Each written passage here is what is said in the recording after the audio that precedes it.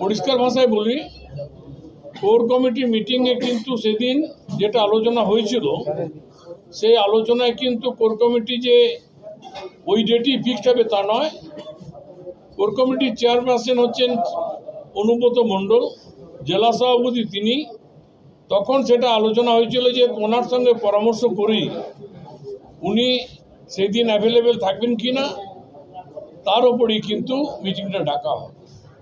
আশিস বন্দ্যোপাধ্যায়, কাজল শেখ ওরা বলছে যে আপনি আহ্বায়ক, আপনি মিটিংটা করেননি, মুখ্যমন্ত্রীকে এবং অভিষেক বন্দ্যোপাধ্যায় তারা অভিযোগ করবেন। দেখুন, কে কোথায় অভিযোগ করবে সেটা তার ব্যাপার। এটুকু বলতে পারি, চেয়ারম্যান হচ্ছে কোর কমিটির অনুব্রত মণ্ডল, আমি হচ্ছি কনভেনার।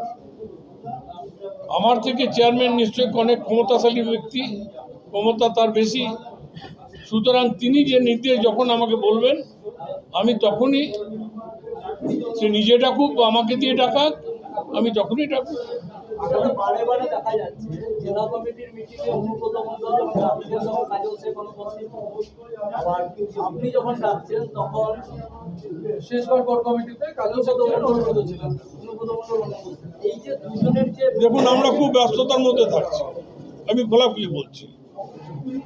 সাংবাদিকরা অনেক সময় বলে, অনেক চ্যানেল আছে, তাদের পরিষ্কার একটাই কথা, আমাদের এই কবে কোর কমিটি হবে আর কবে আমাদের কি মিটিং হবে, আমাদের থেকে মাথা ব্যথাটা তাদের বেশি। এটা আমাদের ইন্টারনাল ব্যাপার, একটা দলীয় ব্যাপার। আমি আমার ঘরের কথা আমি সবাইকে বলবো কেন? আমার ঘরের সমস্যা আছে, আমি কি বলবো যে আমার এই সমস্যা, আমার এই সমস্যা, বা আমার এটা ভালো হয়েছে, আমার এটা ভালো হয়েছে, ঢোলটা পিটবো নাকি?